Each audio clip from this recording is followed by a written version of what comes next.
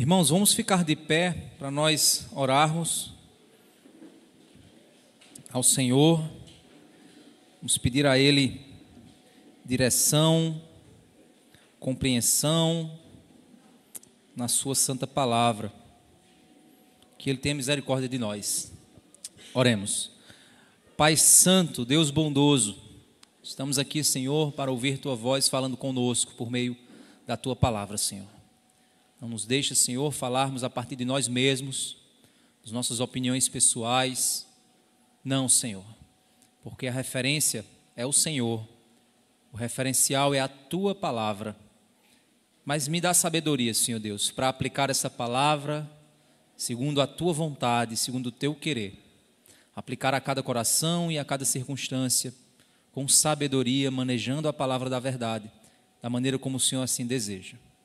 Que essa palavra pregada possa entrar em nossos corações e nos transformar, Senhor. Tem misericórdia de nós, Pai.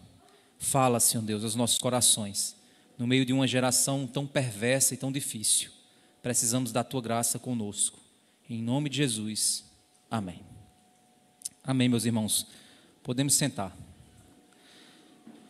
Nossa mensagem hoje, ela vai dar continuidade ao Sermão do Monte. E o título dela é O Sexo como Assunto de Toda uma Geração. O sexo como assunto de toda uma geração. Recentemente, um cartaz ele causou polêmica nas redes sociais. Houve aquela parada chamada Parada do Orgulho LGBTQI+, e naquele evento que ocorreu lá em São Paulo, uma família colocou um cartaz que dizia assim: crianças trans existem. Quando nós pensamos nessa frase, rapidamente a gente tem a reação de rechaçar esse pensamento, de dizer que isso está errado. Porque a gente pensa, como pode uma criança ter sexualidade? Ser encarada como uma criança transsexual. Se ela é criança, como pode? Mas é aqui que está o problema. A concepção dos que pensam dessa forma, eles não estão pensando que as crianças irão praticar uma vida sexual como de um adulto, que tem atração por pessoas do sexo oposto, que nasceu no corpo errado. Não é essas concepções que muitos estão ali pensando. Mas o grande problema dessa geração que pensa dessa forma é que eles passam a compreender a sexualidade como definidora de identidade. E na concepção deles, então, uma criança, ela, ao manifestar uma identidade trans, na realidade ela não está manifestando o desejo sexual, mas ela está manifestando uma identidade diferente da sua natural identidade biológica. Obviamente, são muitos os artigos e estudos. Não é minha intenção aqui me prolongar nesse pensamento e tentar explicar para você. A minha concepção e a concepção bíblica é que não existe criança trans. É óbvio. Isso é uma loucura pensar nisso. Mas na concepção deles, eles têm toda uma série de explicações. No entanto, já existem artigos e estudos que estão combatendo esse tipo de ideologia, que é um pensamento religioso na realidade. É uma religião secular. É uma religião científica, que de ciência tem-se pouco. Até mesmo alguns especialistas, alguns cientistas, vamos dizer assim, que até mesmo nem são religiosos, já afirmam que esse pensamento está repleto de equívocos e que isso não deve ser imputado sobre uma criança, esse tipo de reflexão.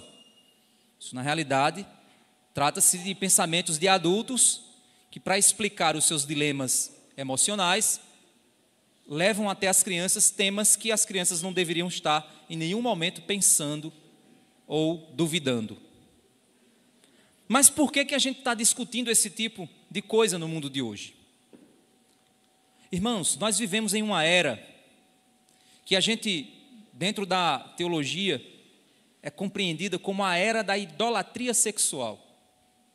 A nossa sociedade atualmente é fruto dos, entre aspas, avanços promovidos na década de 60 com a conhecida Revolução Sexual. Em 1960 existia aquele jargão sexo, drogas e rock and roll. Esses chamados avanços, como na música famosa dos Beatles, faça amor e não faça guerra,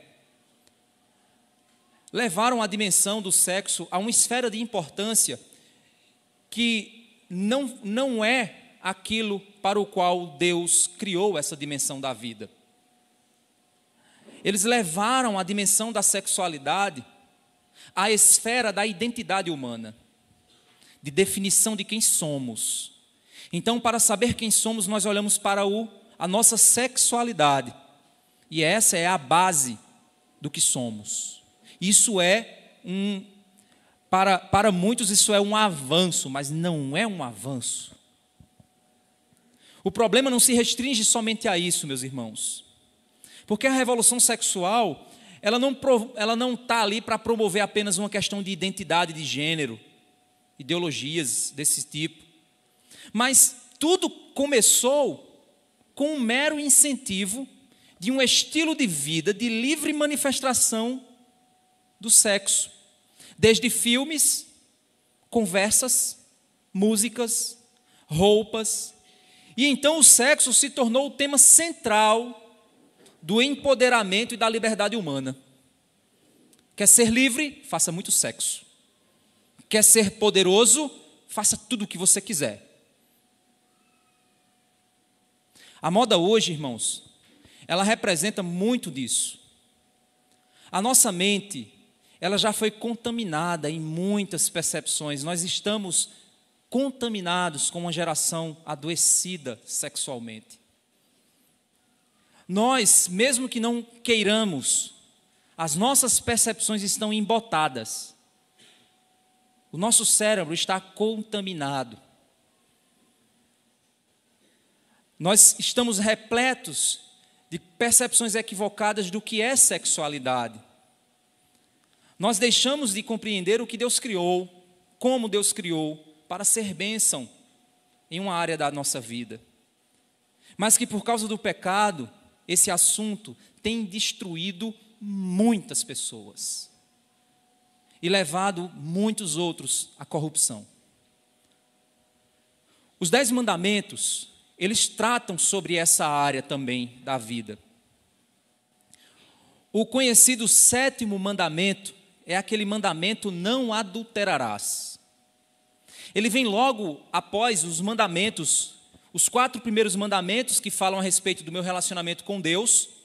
Depois, o 5º mandamento que fala sobre a honra que eu devo dar aos representantes de Deus na minha vida, no processo de minha formação, que são os meus pais. Depois vem o 6º mandamento que fala sobre a dignidade da vida humana. Você não tem autoridade para tirar a vida de outro, não matarás. E agora, o 7º mandamento, não adulterarás. Eu sou chamado a pensar sobre o compromisso da aliança do casamento, que é o caminho criado por Deus para a formação da família. O propósito criacional de Deus é a família, e por meio da família, Deus forma o caráter humano. Esse é o propósito de Deus. Deus agora nos mostra que o casamento é uma aliança exclusiva e que deve ser respeitada diante dele e dos homens. É a partir dessa aliança que surge a família, e a família é o centro de formação moral humana. O centro de formação do homem conforme imagem e semelhança de Deus. É por isso que o apóstolo Paulo, ele nos diz lá em Hebreus capítulo... Paulo não, o autor de Hebreus. Lá em Hebreus capítulo 13, verso 4. Digno de honra entre todos seja o matrimônio. bem como o leito conjugal sem mácula. Mas Deus julgará os impuros e os adúlteros. Vou repetir. Digno de honra entre todos seja o matrimônio, bem como o leito conjugal sem mancha, um leito sem podridão, uma cama do casal sem podridão, sem imoralidade. Porque Deus julgará os impuros e os adúlteros. Os impuros, porque impureza significa um coração sujo diante de concepções sexuais, e adúltero, que é aquela pessoa que não respeita o vínculo sexual que ocorre, o vínculo do casamento, onde o sexo ocorre dentro desse vínculo. É o adúltero, Deus julgará. É importante nós lembrarmos que, apesar de que o casamento ele deve ser honrado e ele deve ser visto no meio da comunidade como algo a ser valorizado, nós precisamos entender que nem todo mundo foi chamado ao casamento. Certo? Isso é importante demais. Porque, às vezes, dentro da comunidade, a gente parece tratar como cidadãos de segunda classe as pessoas que não são casadas. Isso não está correto.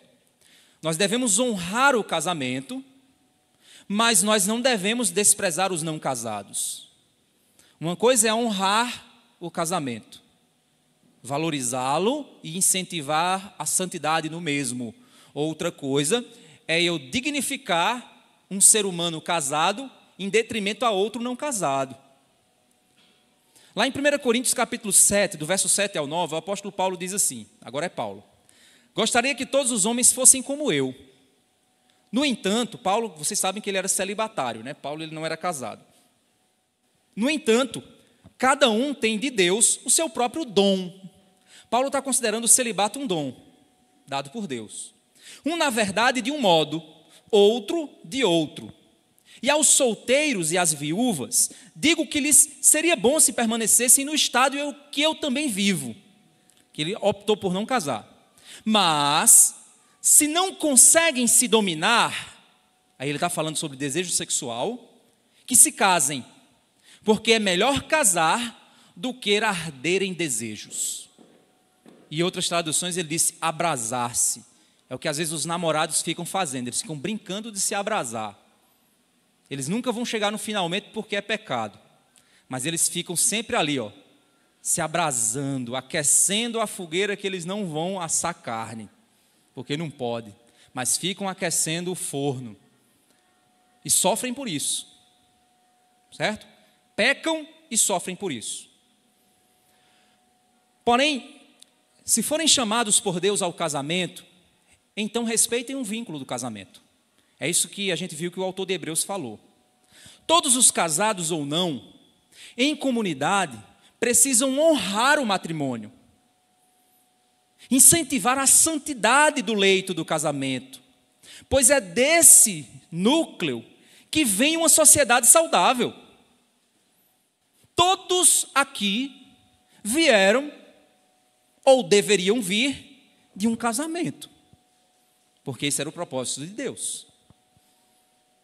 Então a comunidade, ela precisa valorizar o casamento, honrar o casamento. O casamento não pode ser diluído, ele deve ser honrado, mas não é somente assinar um papel, não é somente fazer uma cerimônia caríssima, ele deve ser honrado como um vínculo santo na presença de Deus, com jovens que buscam a santidade antes do casamento e depois do casamento.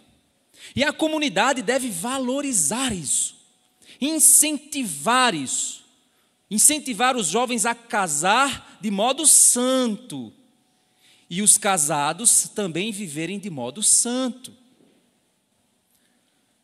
Das várias leis que regulavam esse tópico a respeito do adultério, vocês lembram que eu falei que são 613 leis distribuídas, divididas em 10 tópicos, que são os 10 mandamentos.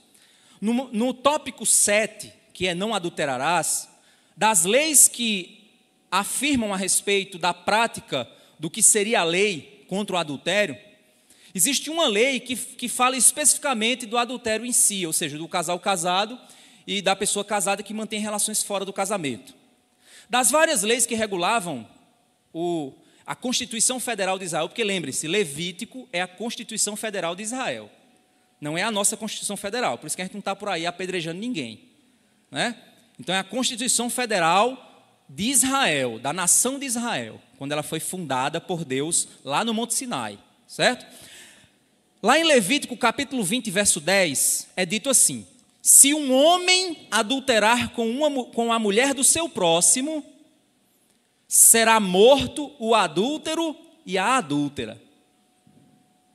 Olha o peso que é dado a esse pecado na nação de Israel. O adultério não era simplesmente pedir, desculpa, eu errei. Era apedrejamento o resultado do adultério. É por isso que naquele texto em que levam uma mulher adúltera para ser apedrejada, tem um bocado de homem com pedra na mão para apedrejar a mulher, não é? Cadê o adúltero? Porque a lei diz que para ela ser apedrejada, o cara que foi pego em flagrante com ela deveria ser apedrejado também. Provavelmente alguns daqueles homens ali também tinham adulterado com aquela prostituta. E eles estavam ali querendo fazer uma justiça, uma moral, que era uma imoralidade. Por isso que Jesus vai lá e diz, atira a primeira pedra que não cometeu pecado. Provavelmente Jesus sabia que tinha ali gente que merecia pedrada também. Diante disso, ao que é que foi reduzido o problema? Segundo o que nós vemos Jesus apontar no Sermão do Monte, o problema foi resumido apenas ao ato externo. Vamos lá abrir nossas Bíblias em Mateus capítulo 5 e vamos olhar o verso 27. Mateus 5, 27. Jesus diz assim: vocês ouviram o que foi dito, não cometa adultério. Ou seja, não cometa, certo? Não mantenha relação sexual fora do seu casamento. Não faça isso. Ponto. Ou seja, só é você não ser pego. Só é a polícia não encontrar você. Só é não praticar o ato externo. Não é isso? Não pratique o ato externo. É como tem jovens que, para respeitar o vínculo da virgindade, eles praticam determinadas coisas e aí dizem assim, não, mas eu ainda sou virgem, porque eu não pratiquei de determinada maneira. Interessante isso, né? Tem jovem que pensa assim, viu? Tem casal de namorado que pensa assim. Eu vou manter minha pureza. Meu amigo, é esgoto puro aí. O fato aqui é que foi reduzido apenas a uma forma externa de manifestação. Mas Jesus, então, ele vai, mais uma vez, no centro da questão. Ele mostra que a lei não me faz desenvolver um relacionamento jurídico com Deus.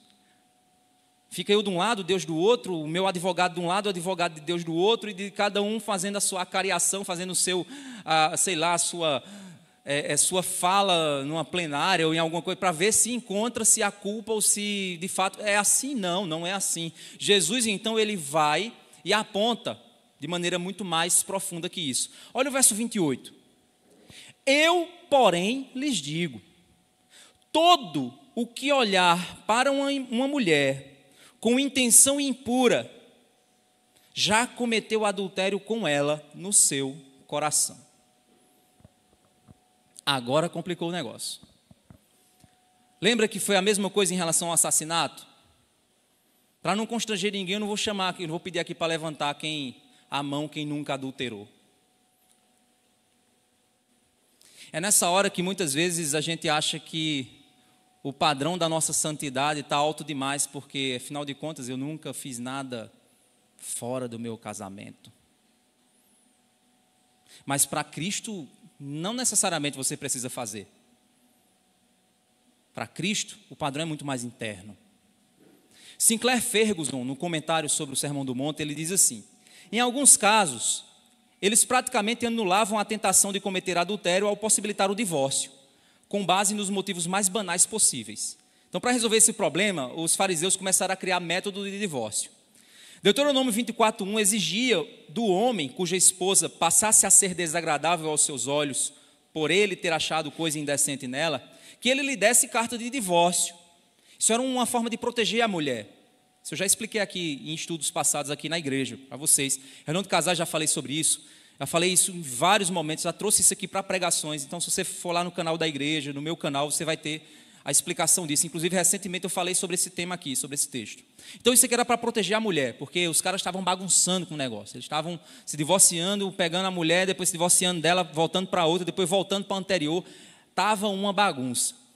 Segundo alguns escribas, um homem poderia se divorciar de sua esposa se ele então a considerasse ela sem graça, ou passasse a desgostar da comida que ela preparou.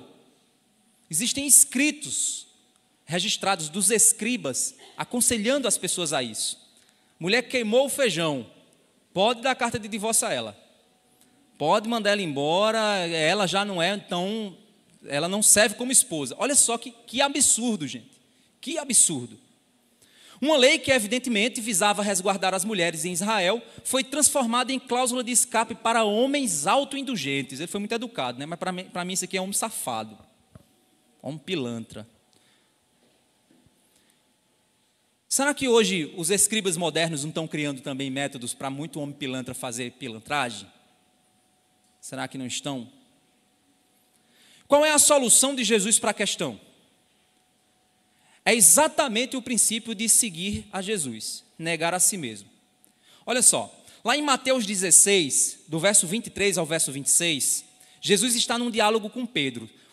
O momento de tensão está alto, Jesus está prestes a ser traído e crucificado. Então Jesus está falando para os discípulos que ele seria crucificado.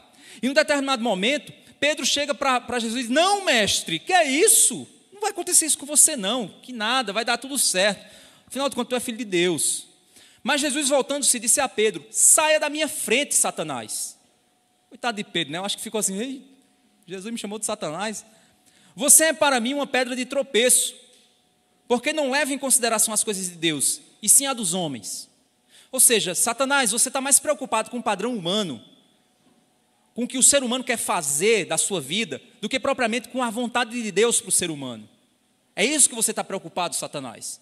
Então, para trás de mim, Satanás, porque você não quer saber das coisas de Deus. E aí Jesus disse aos discípulos: se alguém quiser vir após mim, negue-se a si mesmo. Meu irmão, sabe o que é você negar a si mesmo?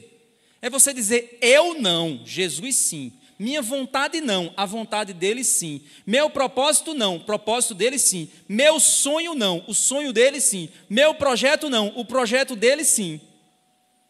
Negue-se a si mesmo. Tome a sua cruz e siga-me. Pois quem quiser salvar a sua vida, a perderá. E quem perder a vida por minha causa, esse a achará. De que adiantará uma pessoa ganhar o mundo inteiro e perder a sua alma? Ou que dará uma pessoa em troca da sua alma? É por isso, meus irmãos, que Jesus diz o que ele diz lá em Mateus 5, depois que ele diz o que é adultério de verdade, que o adultério primeiro acontece no coração, é que Jesus finaliza em Mateus 5, 29, dizendo qual é a solução. 5, 29, vamos voltar para lá. Se o seu olho direito leva você a tropeçar, arranque-o e jogue-o fora. Olha só, gente, que coisa radical. Eu nunca esqueci, irmãos, isso foi real, viu? De uma igreja há muitos anos atrás, eu era criança, e eu estava assistindo um programa que muitos de vocês já devem ter assistido há muitos anos atrás, o programa do Ratinho, não é o de hoje não, é aquele programa lá de trás, muitos anos atrás, que ele batia eu não sei se ele ainda bate aquele negócio o cacetete, né, mas eu nunca esqueci de uma reportagem, e aquilo assim me chocou. Na época eu não era cristão, não era crente, era jovem, e eu fiquei com medo de igreja evangélica por causa dessa reportagem. Tinha um jovem que estava nessas igrejazinhas de bairro, e o pastor estava pregando esse texto. E o jovem, ele estava sentado numa cadeira, e na frente dele tinha uma irmã com uma roupa inadequada. E aquele jovem, ao observar aquela roupa inadequada, ele teve uma reação inadequada do seu corpo. O resultado, ele chegou em casa, gente, e fez uma operação, uma cirurgia nele mesmo.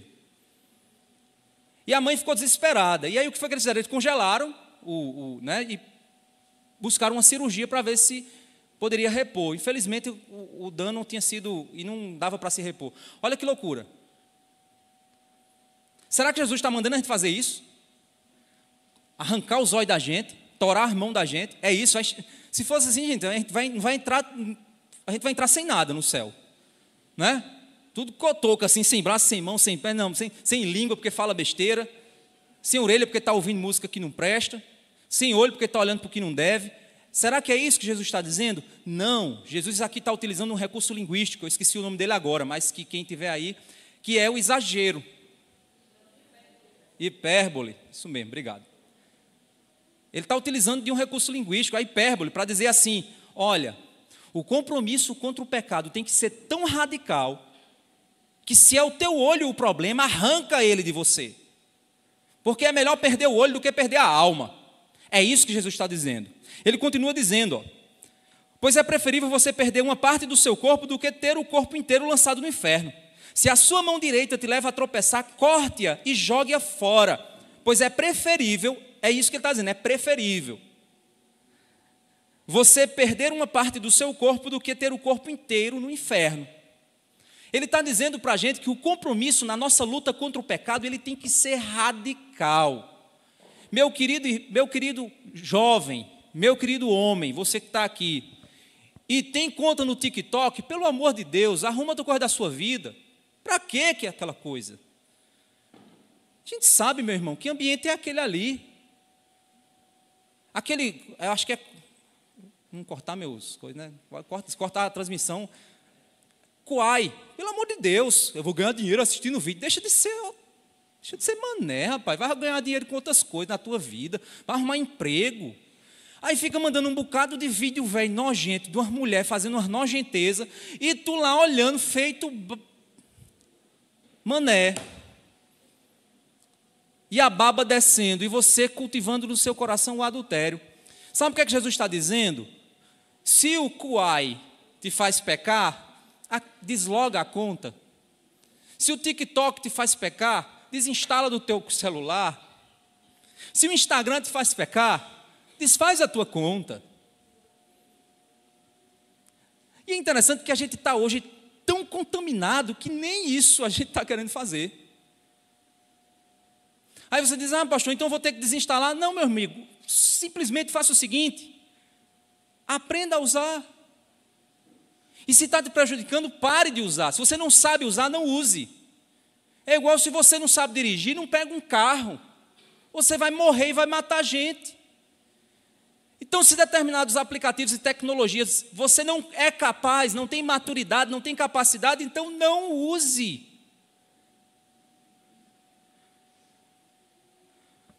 Tão simples.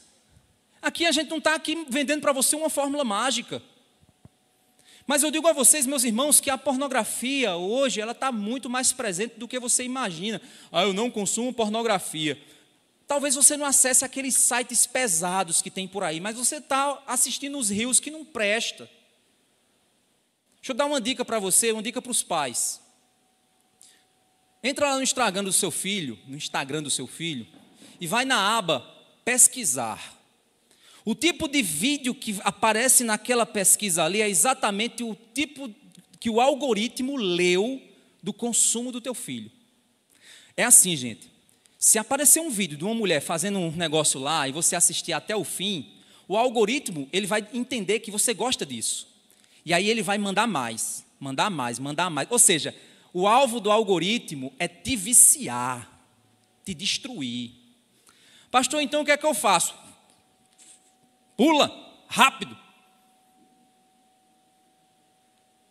Você quer aprender a educar o algoritmo? Depois me procura, eu vou te ensinar a educar o algoritmo. Você vai lá, aperta, segura e diz assim, não tenho interesse.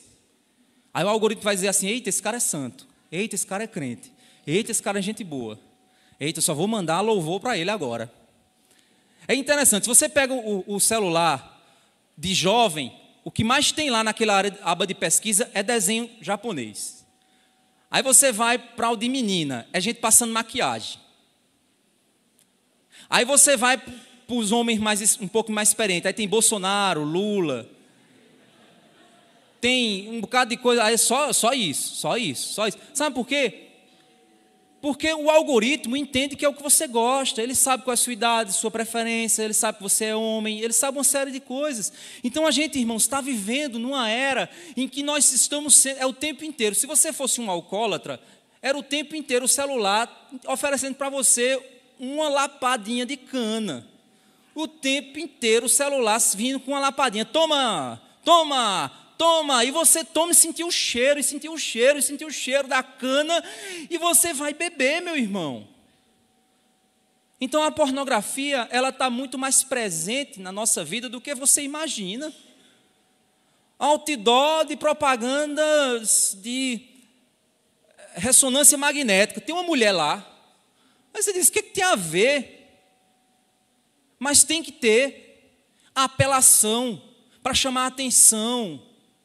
E é essa a situação que nós estamos vivendo. Então, meus irmãos, imagina, se Jesus chega para nós e diz assim, se você olhar para uma mulher com intenção impura no seu coração, você já adulterou. Imagina numa época que se esfrega o tempo inteiro na cara da gente o pecado e o sexo. O tempo inteiro, imagina.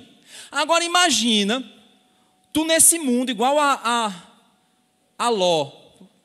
Porque o texto bíblico diz que Ló, ele vivia aflito lá em Sodoma e Gomorra com a maldade da cidade.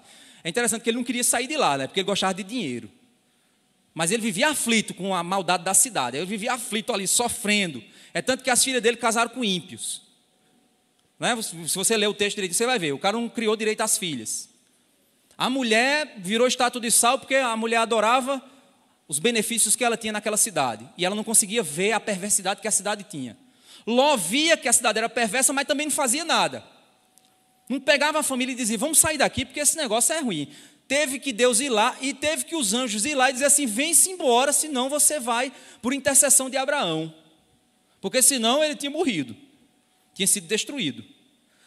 Então o que é que a gente vê? A gente vê duas cidades, Sodoma e Gomorra, extremamente pervertidas, e a principal perversão daquela cidade era a sexualidade.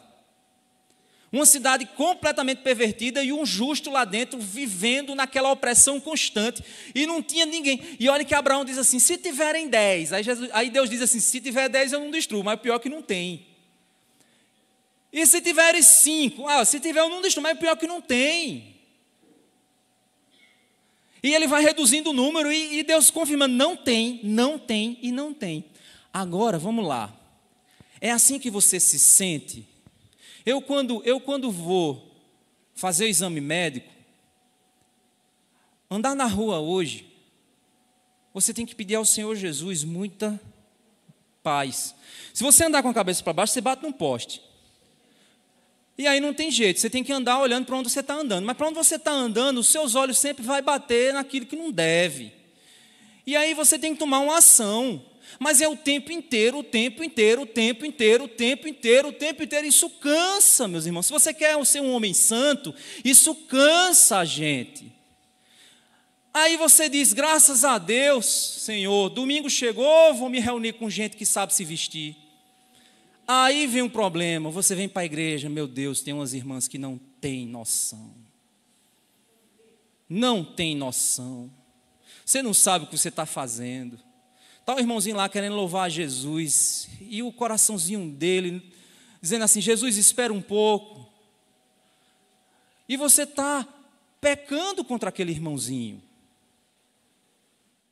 Porque o jovem está lá na escola, está o tempo inteiro. O irmão um irmão chegou aqui para mim e disse, pastor, depois que houve um evento de família, e aí eu saí, aí a gente, para voltar para casa, passou em frente ao lugar lá, hashtag, né? PP.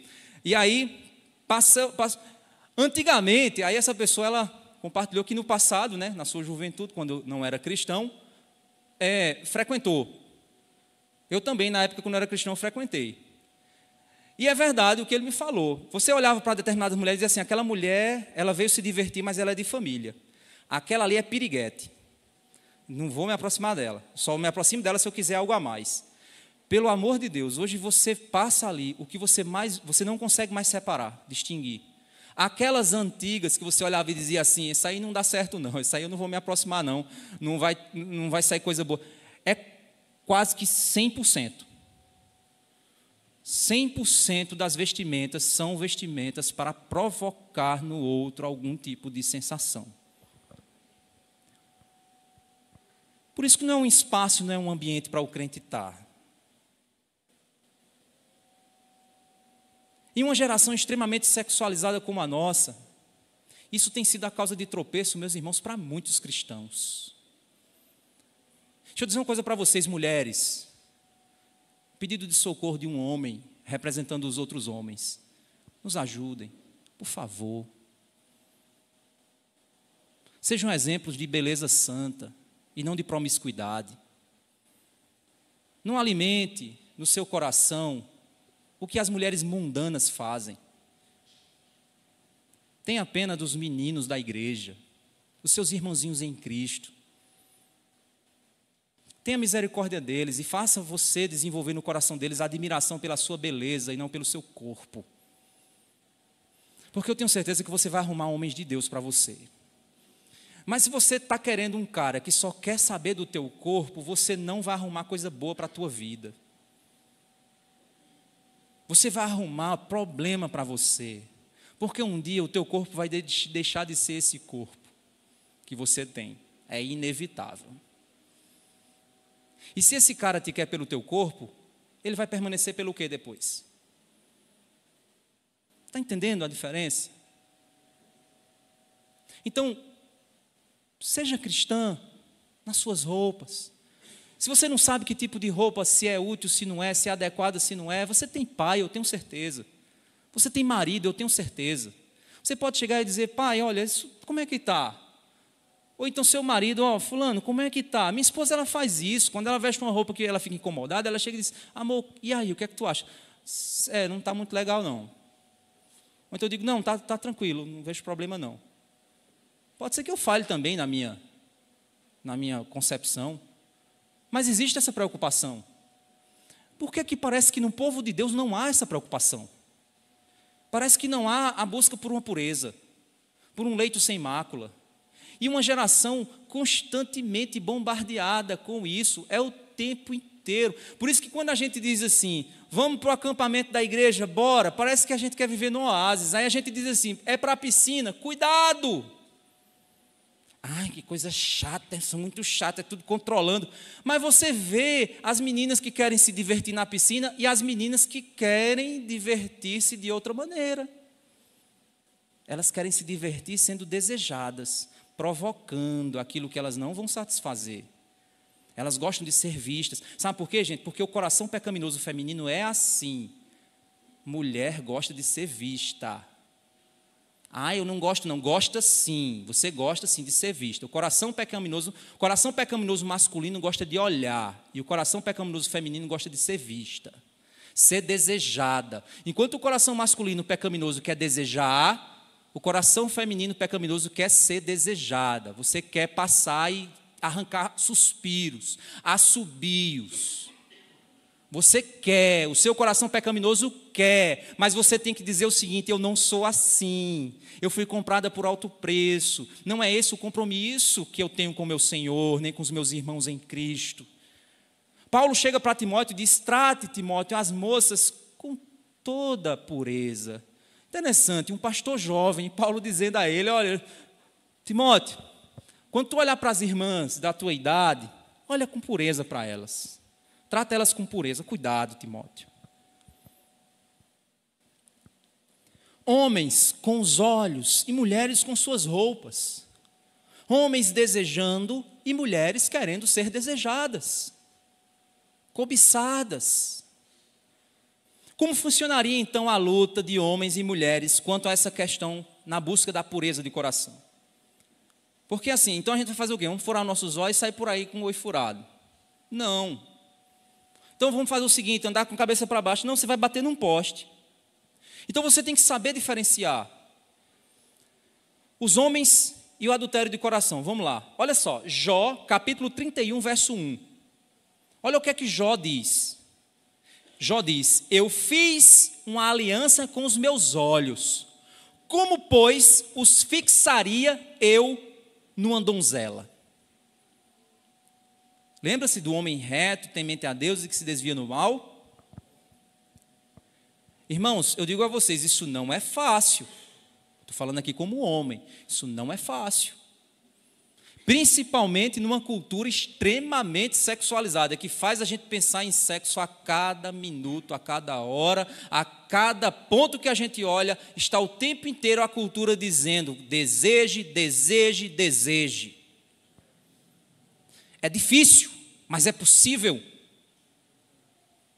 assumirmos um compromisso com o Senhor. Em primeiro lugar, no uso das mídias sociais. Rapazes, cuidado com quem você segue.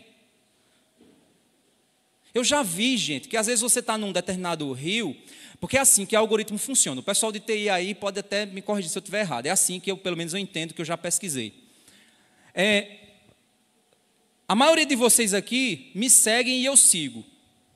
Então, o que vocês preferem, o algoritmo também me oferece, porque ele sabe que a gente é amigo. Aí, às vezes, eu estou lá no meu algoritmo de Jesus, aí aparece uma proposta que eu digo: gente, que danada é isso?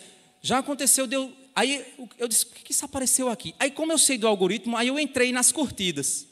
O que é que eu encontrei? Jovem da nossa igreja curtindo a mulher lá na maior safadeza. E o carinha lá curtindo: massa, manda mais, minha querida. E aí eu entrei em contato com o carinha, disse: ei, velho, te liga, vê com quem tu está curtindo. O quê, pastor? O quê? Então, olha só, eu não estou nem mandando você andar de cabeça para baixo para bater num poste na rua. Estou simplesmente dizendo a você: saiba usar o seu celular. Só isso que eu estou lhe dizendo. Ou então o conselho que Paulo dá a Timóteo, olha só. 1 Timóteo 5:2. As mulheres mais velhas tratem como mães, e as mais jovens como irmãs, com toda a pureza.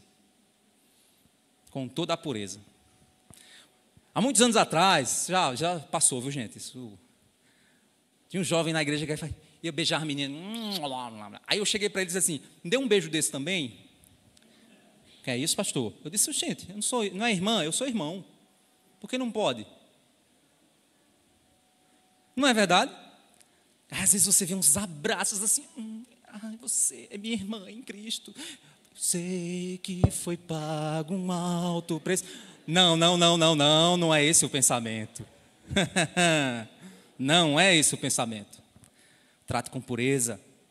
Olhe para a irmãzinha em Cristo com pureza. Vai ser fácil? Não vai. Vai vir coisa? Vai vir. Mas é possível você fazer uma aliança com o seu coração? Sim. Isso vai ser bênção na tua vida. Isso vai ser bom para você. E eu tenho certeza que as meninas vão querer.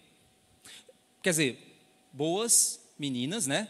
Boas servas de Deus, elas vão querer rapazes que são respeitosos. Elas não vão querer galinha. Cara que galinha gospel, né? Ela não vai querer esse tipo. Agora, uma mulher galinha gospel vai querer um cara galinha gospel, né? Porque os dois se completam. Às vezes, tem coisas que eu olho assim, aí eu vejo um casal de jovens, aí eu digo assim: a menina um exemplo, a menina é bem fiel, o menino é desmantelado. Normalmente, ela se desmantela. Aí você diz assim: poxa, o cara desmantelou ela. Não, ela sempre foi. A questão é que, sabe por quê? Porque ela escolheu aquele cara porque ela já era. Ela gostava daquele estilo. Então, na realidade, foi só o tempo que mostrou quem ela era. É só isso. Então, é possível? Sim, rapazes. Fazer uma aliança com seus olhos, fazer uma aliança com seu coração, é possível. Os homens precisam entender que eles precisam se comprometer com seus olhos em um mundo cheio de apelação. É difícil, gente, mas é possível. Assim como Jó fez, nós devemos fazer. Porque podem existir mulheres que não sabem se vestir como santas mulheres e podem nos levar a pecar. Elas não respeitam a nossa vida espiritual, estão apenas querendo nos prejudicar. Não existe no coração delas amor cristão por outros homens e por outros jovens. Elas estão defraudando o coração dos homens. É esse o termo bíblico para isso: defraudação. Não vos defraudeis um ao outro. Mas, ao mesmo tempo, uma mulher pode até se vestir bem, mas um homem impuro de coração, sujo no olhar, mesmo que ela esteja com a burca, só o olho do lado de fora, mas ele ainda vê maldade. Isso ocorre principalmente com homens que consomem muita pornografia. Sabe por quê? Deixa eu dizer uma coisa para você. A pornografia faz com que o cérebro se transforme. O cérebro masculino passa a funcionar olhando para mulheres como coisas a serem possuídas. Um homem que consome pornografia, ele não consegue olhar para outra mulher como um ser humano. Ele sempre olha como uma coisa a ser usada. É terrível. Terry Crews, que é aquele cabra que faz aquelas coisas, né, de dança assim, que ele é bem musculoso, que é o pai do Chris, né? Vocês lembram quem é o Terry Crews, né? Um cara bem engraçado. Ele já fez um vídeo uma vez dando um testemunho que ele foi viciado em pornografia. E no testemunho dele ele disse isso. Ele disse: eu não conseguia mais olhar para as mulheres como pessoas, eu sempre olhava para elas com um olhar do qual eu estava tirando a roupa delas na minha frente, na minha imaginação. Olha que coisa terrível. Imagina você ir conversar com um cara que o cara é doente em pornografia e você, mulher, chegando para ele e você achando que ele está te tratando como um ser humano e ele está te tratando como uma coisa que ele quer usar. Olha que coisa horrível. É isso que a pornografia faz. E aí esse cara casa, o que é que ele vai fazer com a mulher dele? O que você imaginar de coisa ruim ele vai fazer. Isso é complicado. Então é possível sim viver em santidade. Em uma geração de apelação é difícil, mas é possível. Por quê? Sadraque, Mesaque e Abednego se voltou e disse não à idolatria da época, diante de centenas e milhares de judeus que se curvaram à estátua, e eles não. Daniel, todos comendo dos manjares do rei, e Daniel disse: não, eu não vou comer dos manjares do rei, eu não preciso me submeter. E Deus usou a vida deles de modo grandioso. Então pode o mundo estar podre como tiver. É possível ser santo em um mundo impuro? Sim, é possível, tomando uma decisão radical de, se necessário for, arrancar os próprios olhos e as próprias mãos.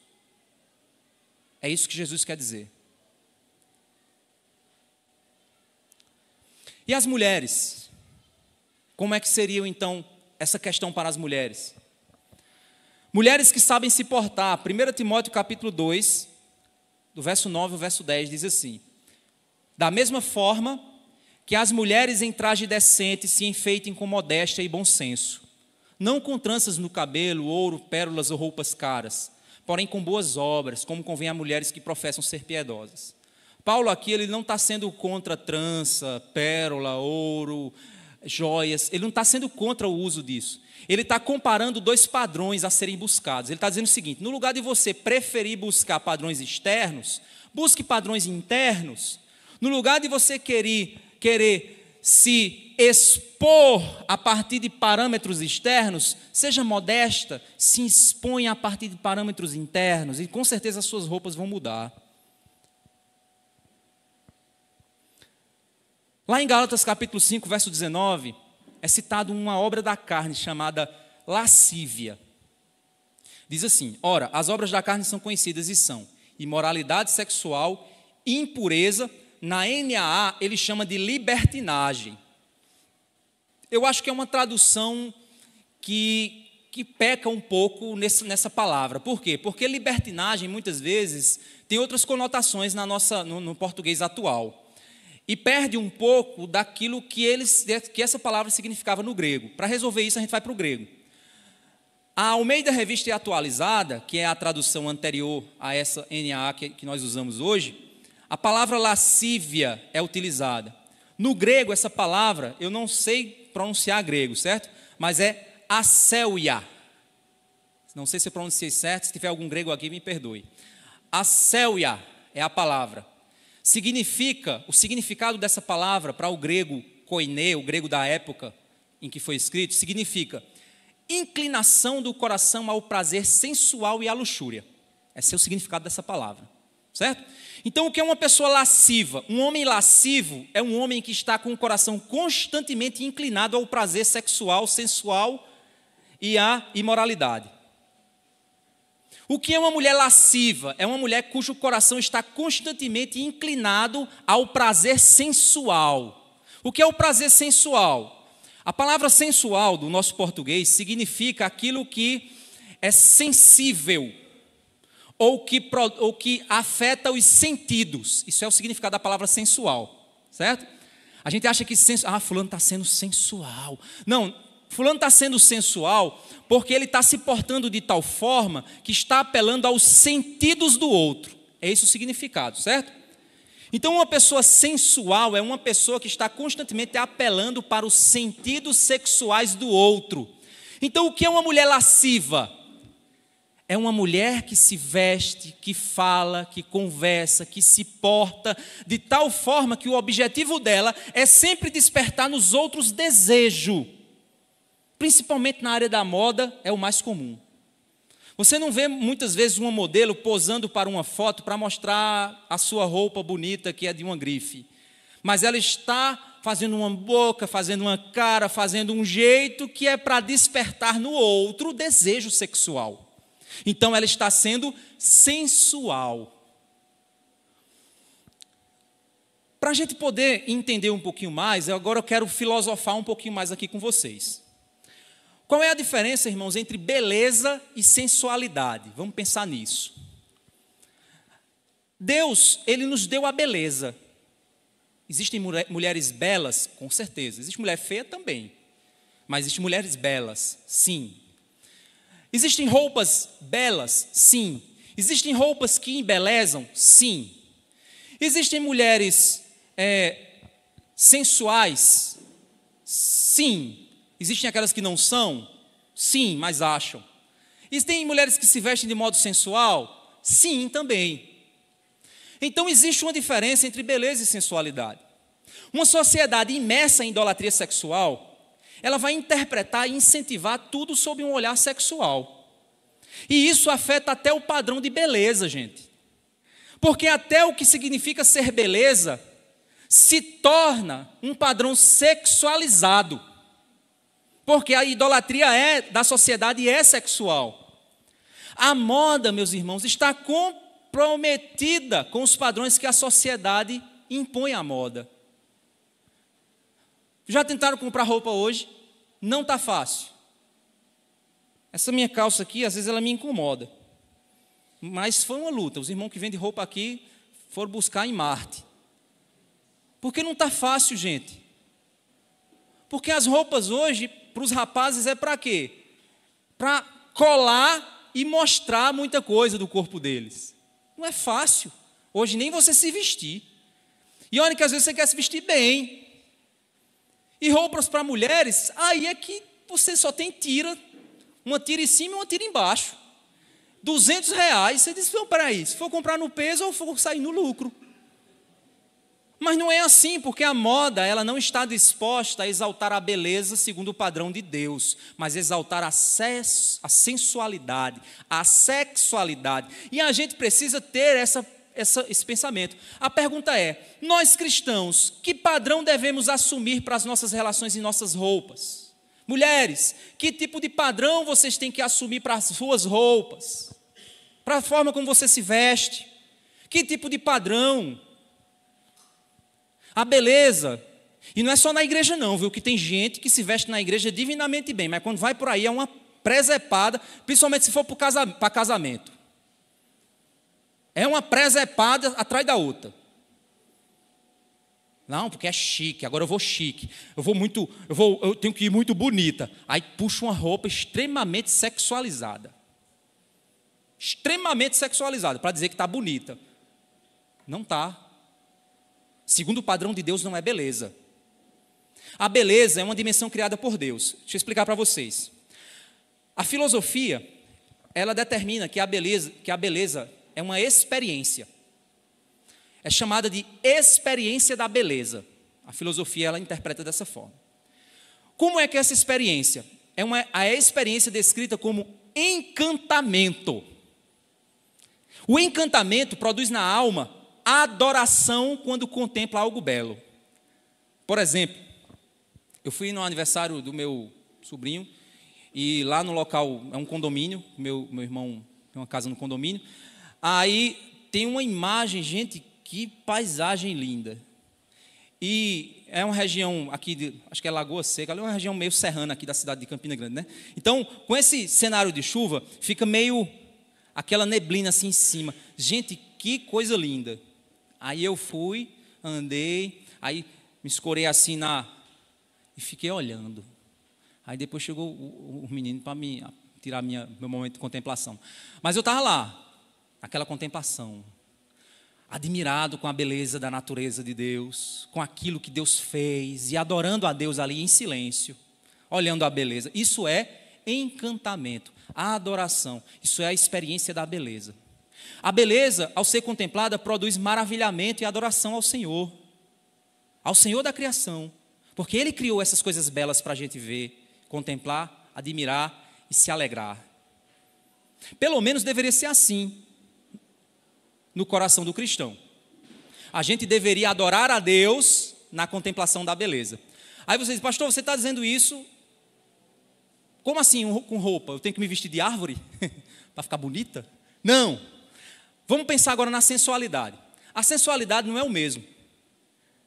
Por mais que o mundo diga que ser sensual é ser bonita. Eu gosto muito de usar um exemplo. Os filmes americanos têm muito aquele momento em que a menina é chamada para ir para o baile. Né? No final do ano ela é chamada para ir para o baile. Aí nas casas americanas você entra na porta, aí tem uma escada subindo e a menina vem descendo a escada quando o rapaz chega para buscar ela. Né? Assim é clichê desses filmes de jovens. Né? Imagina a menina descendo com um vestido parecendo uma princesa da Disney das antigas. Aquele vestido brilha e ela descendo. Aí você diz, que linda ela está. Não é assim que acontece hoje. Ela vai estar com um vestido bem vermelho, riscado até aqui em cima, com um rasgão até aqui em cima, um decote que vem até na barriga, ela completamente... E aí o jovem ele joga a cena para ela. Aí ele faz, como você está linda. Não é assim? Aí vem aquela cena. Ou seja, o que é que aquele filme está dizendo para você? Ele está determinando um padrão. Ele está dizendo para você que aquilo é beleza. Mas não é. Aquilo não é beleza, aquilo é sensualidade. Totalmente diferente. Aí as pobrezinhas das meninas hoje se vestem porque eu quero ser bonita, é igual naquele filme que eu vi. Não vai nessa onda, minha queridinha. Você não vai ser bonita, não. Você vai ser sensual. Não, é diferente. É um padrão distinto. A sensualidade não produz contemplação e adoração. A sensualidade produz desejo de possuir ou tomar para si. Quando você vê uma mulher sensual, você não diz assim, oh, que mulher linda. Quando você vê uma mulher sensual, você diz, ah, lá em casa. Infelizmente, essa é a realidade, gente. A sensualidade produz isso no coração. Produz o pensamento sujo no coração. Não produz encantamento, não produz adoração, não produz nada disso, produz um desejo carnal e sujo. Sensualidade apela para desejo sexual, desejo de possuir o corpo do outro, para si, para usar e satisfazer os desejos carnais. É isso que sensualidade produz. Então, quando você vai lá e faz uma foto bem sensual no Instagram e posta lá, você está dizendo para os outros, me desejem, me queiram, me usem. É isso que você está dizendo. Você não está dizendo assim, eu sou linda, não. Você está dizendo, eu quero que você me queira, mas eu não vou oferecer-me para você. Apenas me deseje, porque eu quero muita curtida de desejo. É isso que eu quero. Ou pode ser até que o rapazinho da igreja não curta por respeito a você, mas ele passou o olho lá e ele não pensou em adoração. A beleza, portanto, produz encantamento por ser. Gente, uma mulher bonita, bem vestida, ao ser contemplada, produz encantamento. Vestido de noiva. Tem uns vestidos que estão ficando cada vez piores, principalmente no decote e nas costas. Uma mulher, uma noiva bem vestida, você olha para ela e você faz, ela está linda, olha só, a maquiagem, o cabelo, caramba, como ela ficou linda. Eu já fiz casamentos aqui na igreja. Tiveram pessoas que vieram com vestidos que não produziam no meu coração encantamento. Eu fiquei com vergonha de celebrar a cerimônia olhando. Ô, meu irmão, fala aí para a sua digníssima que... É complicado, gente. Porque diante de mim estava a exposição do corpo da pessoa. Isso não é santo, isso não é belo. Não estou dizendo que a pessoa que fez isso, ela fez porque diz, eu vou lá porque eu quero que o pastor me deseje. Não estou dizendo isso. Eu quero que as pessoas... Não, é porque às vezes não tem noção. É o chamado sem noção. Por quê? Porque é a pessoa que ela... Talvez ninguém falou para ela, talvez não teve um pai que ensinou, talvez não teve uma mãe que seja sábia. Porque a Bíblia diz que as mulheres mais velhas ensinam as mais jovens. Talvez não tenha mulher mais velha que, pelo contrário, ensina o inverso. Vai, filha, mostra aí que eu não posso mais, mas tu pode. Gente, pelo amor de Deus, a gente tem que ter um padrão de santidade. E aí as mulheres mais velhas vão chegar para a mais jovem e dizer, minha querida, não é legal. A gente baixou aqui, né? Mas era a maior briga aqui, gente. Esse negócio alto. Pobre dos irmãos que ficavam aqui na frente, coitados. Tinha que adorar olhando para o céu. Assim, rapaz, esse irmão é muito santo mesmo, ele só olha para o céu. Não, porque se ele baixasse o olho, ele ia ver o que não devia. Aí a gente chegava e dizia assim, não, aí quando menos espera a pessoa vinha, aí a gente dizia, você não vai cantar. Aí a pessoa fica com raiva, eita, que essa igreja é legalista. Não, é que a gente quer preservar o coração dos coitados dos irmãos que vão vir aqui. Se você é uma sem noção, seu pai ou sua mãe é sem noção, mas você não vai subir. E às vezes até sobe, que a gente não vê. E aí você diz assim, tá certo, mas aí eu não estou escalado. Aí o pior é isso. É que você diz assim, olha... Você está escalado para cantar hoje. Aí vem com a roupa santa. Não vai cantar, estava acontecendo isso também. Não vai cantar hoje. Aí vem com a roupa não santa. Não, já que eu não vou subir lá, duplo padrão. Como é que a gente vai pensar nisso? Se a sensualidade é um padrão de vestimento e de roupa, é algo que você veste para tentar causar no outro. Então existe sim padrão. Existem igrejas que acham muito mais fácil fazer o quê? Determinar um tipo de roupa. E dizer assim, se não vier com esse tipo, não é esse o caminho, gente, para a santidade. Porque aí você cai no legalismo. Então o que a gente tem que apelar é para o bom senso, é para o ensino. É para dizer assim, olha, faça uma avaliação diante do espelho. Verifique se aquela roupa foi produzida por alguém que quer apelar para a beleza ou para a sensualidade. Tem irmãs aqui na igreja que se vestem divinamente bem. Com todo respeito, são mulheres que apresentam uma beleza feminina, que admira. Tem irmãs que quando chega ali na frente, aí você olha e fala, rapaz, a irmã está bonita hoje. Com todo respeito. E aí aquela beleza produz na pessoa adoração. Você fala, poxa, bonito esse vestido dessa irmã. Ela se vestiu bem, isso foi legal. A sensualidade não. A sensualidade ela faz você olhar e dizer assim, se eu pudesse. Aí você fala, não, mas eu sou crente, meu Deus, é irmã, é esposa de fulano, é filha de não sei quem, meu Deus, que pensamento horrível. Ai, Jesus, aí pronto, aí você entra numa crise. Você veio para adorar a Deus e você está em crise dentro da casa de Deus. Então é óbvio que é um tema delicado, é um tema difícil. Eu confesso a vocês que era um tema que eu estava muito nervoso para trazer aqui para vocês, porque é muito delicado. Eu posso ser interpretado de muitas maneiras diferentes.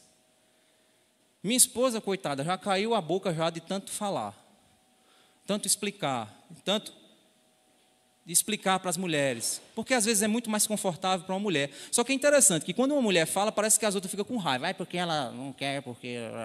Não sei o que é que passa na cabeça. Uma mulher bonita produz encantamento a homens e mulheres. Encantamento a homens e mulheres. Uma mulher sensual produz desejo dos homens pelo corpo que está sendo exposto. E produz inveja nas outras, que também queriam ser igualmente desejadas. E aí ocorre um problema. A irmãzinha veio de uma maneira sensual. Aí as outras fazem, aquela irmã, ela está vindo sensual. Ela não está querendo a santidade da irmã, não. Ela está com inveja da outra. Porque se ela tivesse a idade, talvez, ou a coragem que a outra está tendo, ela faria a mesma coisa. Então não é sinônimo de santidade. Está vendo como o ser humano é difícil? Está vendo como o ser humano é complexo?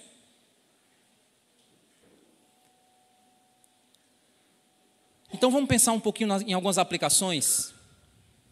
A gente precisa entender que as roupas de uma mulher revelam muito mais do seu coração do que qualquer outra coisa. Uma mulher que se veste de modo sensual está podre em seu coração. Ou porque não consegue perceber sua imoralidade, ou está com a mente cauterizada pelo mundanismo. Ela não sabe que está sendo sensual, ela talvez precise ser ajudada. Ela não sabe a diferença entre sensualidade e beleza. Deus criou o desejo sexual, irmãos, mas Ele criou para o vínculo do casamento. Ele criou para o casal casado, não para você ficar ostentando e mostrando por aí, ou fazendo os outros desejarem você. Precisamos entender que vivemos em um mundo de idolatria sexual e por isso não podemos deixar que o padrão do mundo nos defina. Precisamos ter cuidado com os nossos olhos e corações e nos alimentar da pureza em nossas relações, pois o pecado sempre se mostra inocente, mas ele lança uma rede e nos destrói lentamente. Tudo começa no desejo pecaminoso e vai terminar na destruição da família e da sociedade. É isso que a gente está provando hoje. Os homens precisam entender que nosso compromisso com a santidade deve ser radical. Devemos nos livrar de tudo aquilo que influencia o nosso coração, aos esgotos do pecado desse mundo, mídias, filmes, etc. A podridão dos olhos começa no que consumimos. Uma mulher pode até tentar se vestir bem, mas às vezes sua beleza pode ser contemplada de modo pecaminoso. E mesmo ela buscando fazer o correto, um homem com um olho mau pode contemplar de modo equivocado. Não podemos jogar sobre as mulheres a responsabilidade de nossos olhos sujos. Porque se o seu olho for sujo, a mulher pode ser a mulher mais bela do mundo, ela não quer ser sensual, mas você vai olhar ela com o olho podre.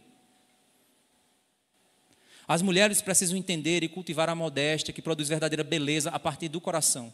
As mulheres precisam buscar respeitar seus irmãos em Cristo, se vestir de tal forma que exalte sua beleza e não sua sensualidade. Que faça os outros verem como você é bonita e adorar a Deus. Por isso, no lugar de olhar para você e perceber como seu coração é sujo e como você é ou não sem noção, ou perversa mesmo de coração, faça o seguinte: peça ajuda. Se você for sem noção, peça conselho a seu marido. Isso não vai desmerecer você. Ah, mas é porque então ele vai dizer porque ele tem ciúme de mim, ele é ciumento. Ah, coitado, ciumento. Aí ele tem outro problema. Aí por causa do problema dele você vai não resolver seu problema? Então peça ajuda a outras mulheres, já que o problema é o seu marido. Peça ajuda a outras mulheres. Mulheres mais velhas, mulheres que tenham noção, não as sem noção, mas as mulheres que têm noção.